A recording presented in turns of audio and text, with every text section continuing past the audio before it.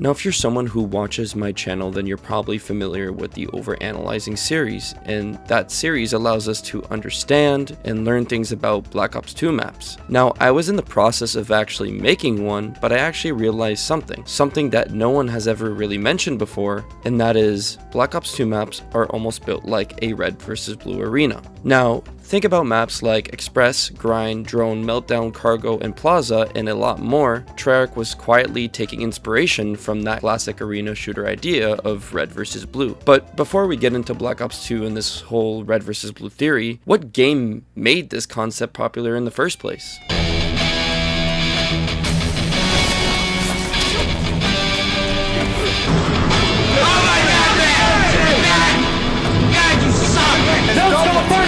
I don't even play!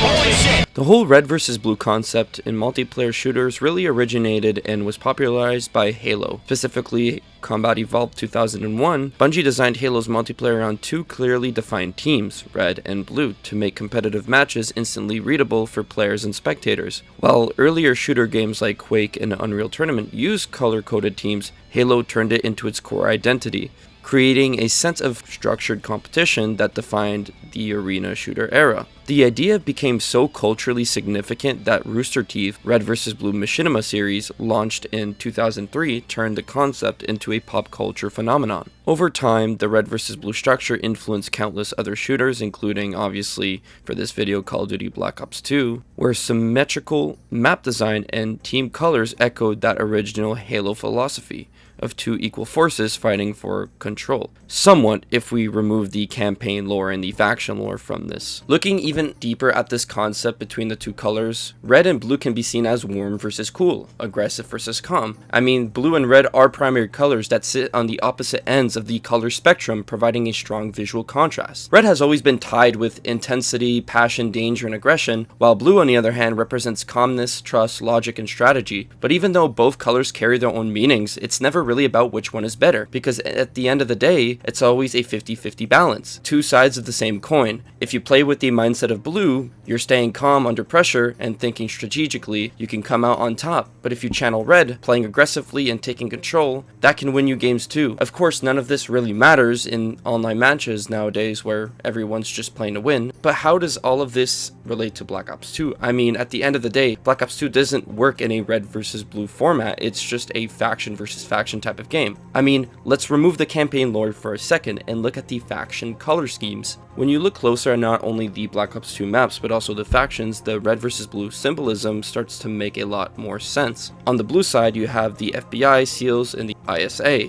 both leaning towards a cooler tone like navy gray and steel blue, calm, tactical, discipline. Then on the opposite side, you've got the Mercs and Milita and the SDC. They're dominated by warmer tones like orange and red and tan and brown. They give off that aggressive, chaotic energy to complete the opposite end of the polished blue teams. So if you line it up, it's almost like Treyarch was intentionally splitting the factions into two colored camps, two blues, one green versus two oranges and one red. I mean, when you think about it, the blue side represents order, technology, and traditional military power, while on the red side, it represents more resistance, rebellion, and raw strength. There's two blues and two oranges, leaving out green and red, but when you think about green, it's always closely associated with blue, and when you look at red, it's also associated with orange. I mean, at the end of the day, it's just a simple, instantly recognizable way to represent rivalry, balance, and duality. That's why even today, whether it's Halo, Call of Duty, Team Fortress 2, or even Rocket League, the red versus blue concept just feels right. It's a design language rooted in centuries of real simulated conflicts,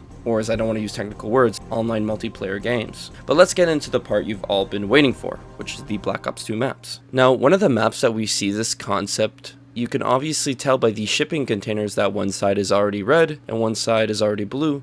Now you might be asking yourself, well, why is it orange when red and orange relate with each other? Considering the middle of the map is supposed to be the neutral point. Now, a simple way I kind of looked at it from is, you know how every traffic light has that one color between green and red, that orange/yellow light that tells you to slow down? We obviously know that it's a signal, a split-second warning that danger is probably ahead and that movement is about to change. And usually at the middle point of every map, control and change happens a lot. And you'll start noticing this on a lot of different maps. It could also just be with Treyarch's Black Ops 2 aesthetic. I mean, the entire marketing and UI is literally all about being orange. So think of the logo, think of the loading screens, the campaign HUD, the text, the multiplayer menu, it's all orange. Now that we got what the middle area might mean with the orange color, let's look at some other maps that have this red versus blue idea behind them. One of the first things you'll notice on either side is that they have different blue patterns and different blue shadings on either side, while the same thing with red, where we see a bright and darker reds.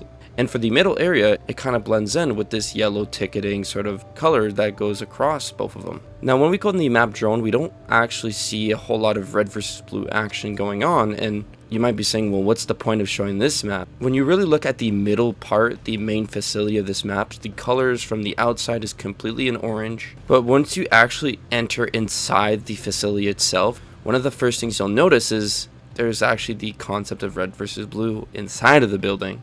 Now if you go through the hallways and also the lab room, on one of the sides it's all in blue. Now a slight detail that I picked up on while looking inside the main facility was if you go on the blue side, the lights are more dimmer, and if you look at the floor, the color almost reflects back as in like a very bluish tint to that white color on the floor, as compared to the red side where it's more of a warmer color. It has like a sort of brighter tint to it that's almost like a very slight yellow and orange if you really look at it. I mean, orange sets the middle of the entire map. Now, if we go on the DLC map grind, this concept is actually very apparent when you really look at it. On either sides of the map, it's split both into red and blue, while the middle area for the main building is in orange. I mean, even on the walls outside, you could see one side it's completely in red, while the opposite side is completely in blue. Another DLC map where this is apparent, where we don't actually see orange colors, the map Hydro. We could see the same buildings copy and pasted inverted, actually being different colors, where we see mainly red on the top of it, and also blue on the top of this building. But red and blue seem to blend in at a lot of different areas around this map. If we really look at it from a bird's eye view, this map mainly dominated by the red color, but it still follows the same principle and concept of one side being mainly blue and while the other is red. Even within the back of the map where you can go inside, one area is completely in red, while the other side is completely in blue. I mean, if we ignore all the colors we see on this map and just focus on the two main ones, the blue and red one, it just makes sense that it's combining both again for a neutral type of color. Except this is really what blue and red makes, purple. We go to the middle of the map, we can clearly see a mixture of blue and red just together all up in this area. I mean, even when it comes to some of like the simplest designs, like the wall with the blue line going across it and this blue type of locker area. And if we go to the red one, it has the same concept, except it has the color red. I think that this map perfectly balances a lot of red and blue together. From my overanalyzing series, we see a lot of maps where it's almost blatantly copy and pasted from one side. Now, a map where I find that we see the red versus blue concept a lot is actually the map Plaza. Just by looking at it from this angle, you can already tell how each side respects its own colors. If we start on the blue side, we could already tell that even the buildings are all blue fonts. They have this kind of bright white color to them. The restaurant is all in blue. I mean, even the floor designs, the aquarium, the entire vibe is just completely in blue. Even the blue sports car that we see is in blue, and even the wall panels and the sign for the club, and also the clothes store is also in blue. Now if we go from the red side, we could already tell a lot of things. I mean, it has a orange reddish dark tone to them, but more on the end of orange. I mean, we could tell from the orange light coming out of the fonts on the buildings. Even the building has a sort of bright orange wooden pattern. The Agora Canteen restaurant is completely decked out in orange as well, and also the jewelry store and the clothes store is completely decked out in red. That's not it for this map, because if we actually enter the club, we could see it's a mixture of both colors colliding yet again together. We see a lot of orange/red and blue colors just being mixed all around, from the lights to the designs to the advertisements.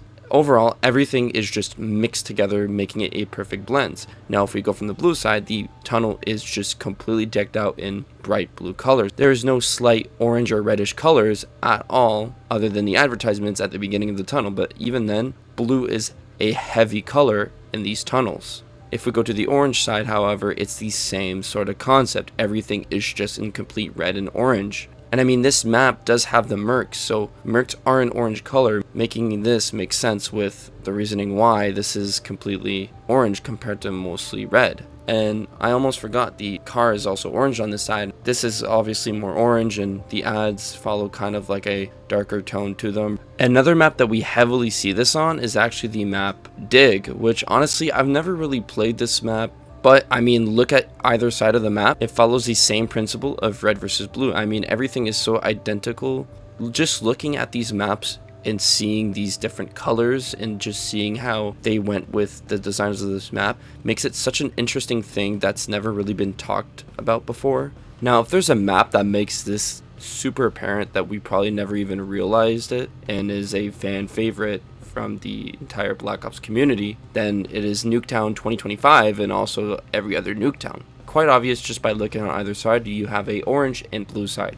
No more to be said. I mean, everything on either side respects its own color when it comes to interior, outside of it, designs, and just overall has that aesthetic to it. Orange House has these orange designs and patterns all around it, compared to the blue side, which has kind of like a bluish shuffleboard on the floor. Another thing too is, again, the house in the middle is a neutral yellow color, meaning that this again signifies the high intensive area. I mean, this part in Domination is probably one of the craziest places to be in. Because this video would be extremely long if I went on every single map on Black Ops 2, I'm just going to kind of really quickly and I'm going to tell you all the maps that have this concept in it. The map Aftermath has one side where the colors are focused on more blue/purple, while on the other side it's more of orange and red for the traffic parking garage and even some of the advertisements. The map Meltdown actually displays this concept very heavily, as you could already tell just from one side of the map compared to the other is completely decked out in red and blue, while the middle area has that orange/yellow color to it. Now, the map Overflow doesn't really have this concept, but if we actually go to the back of the map, sort of kind of see it in this back alleyway. I mean, just by the blue sort of tarps and the blue advertisements, the blue lighting, and some blue decorations to the red side where everything is in orange/red, which is pretty interesting. I mean, even the lighting is sort of even orange and red, I mean, compared to the other side where it seems to be a lot more brighter and optimistic. I mean, the same thing with Yemen, the colors are kind of mixed all around the map, but the one thing that caught my eye was actually both spawns. If we look at the spawn where it's technically supposed to be the blue side, we could tell the car, the wall designs, the advertisements, the graffiti, there's some door frames, some tarps. Now, if we were to go to the red spawn, as you could tell, the buildings are red, orange and red tarps, darker tone color compared to the other spawn. Now, the map Encore actually has this concept as well, which is scattered all over the place but is actually perfectly aligned. Both red and blue lines can be seen on the ground towards the back of the map. Each line starts on their respected side, and if you were to look at the map from a bird's eye view perspective, blue and red colors are just scattered all over the map. Same thing can be said on the map Magma, where one side is entirely in bright blue and bright yellow, while the other side is more of a bright red, bright orange. Although the map studio doesn't really have this concept, one thing that did catch my eye from it, Strage 13, the struggle for Camelot, and identical colors to both of the factions in this map, which is the FBI and Mercs. It's kind of like a equal fight for obviously the middle part of the map. You see this in the map Detour, where one side is completely in red while the other is completely in blue. Now, a more unique approach to this red versus blue concept that we see on the map Rush is that instead of it being on either ends of the map, it's actually split down into the middle, meaning that one side is actually more in red/orange while the other is more in blue, which is pretty interesting, as it's usually a one side is completely in this color and then the other side is in another color, but this seems to be more of like a two-sided thing where it's kind of split down into the middle. Interesting enough, if we actually look at the paintball map itself, we can actually see where the blue part and red part is split between an orange/yellow type of zone. Another map that I rarely played as well during the Black Ops 2 days was the map Pod, and as much as I hated this map or hate the way it looks, it again follows the same concept that this video is all about. I mean, just by looking at these pod looking houses, they're all in the same color, which is a light blue color, And if we go on the other side, yet again, it's all reddish. Now the map takeoff is a little bit tricky as the colors are completely mixed, but again, it does just follow the overall same concept. I mean, one side is completely dominant in red, while the other one is completely dominant in this blue color. I mean, of course, there's going to be plenty of other maps that we haven't even seen, like Raid, Carrier, Cove, Hijack, Slums, Downhill, Mirage, Vertigo, Frost, Standoff, and Uplink to some extent, as there are colors, but they're kind of mixed and matched everywhere, and I just didn't think it would be worth adding as there's no distinct side. Out of the ones that we named that we didn't look at, which doesn't have that red versus blue aesthetic to it, that's 11 maps out of 31. 19 out of the 31 maps there are in total in Black Ops 2, we see this concept, we see this idea, and we see this overall design used. I mean, when you think about it, that's the majority of the multiplayer maps there is. They all follow a certain design pattern. But again, this video isn't supposed to be something that's super groundbreaking. It's just a visual design that I found quite interesting that I've never really seen anyone talk about, so I figured I'd make a video about it. Overall, this doesn't really do anything as there are so many games that follow the same principle of red versus blue. Even Call of Duty nowadays and titles after that and before that had that same thing when it came to opposing teams on the multiplayer side of things and probably some maps as well. So this isn't really the first time we kind of see this in Call of Duty and probably won't be the last. But I want to know what you guys thought. Please make sure to leave a like, subscribe, and I'll see you guys in the next video. And I hope you guys did enjoy, and just remember to stay smart. See you, everyone.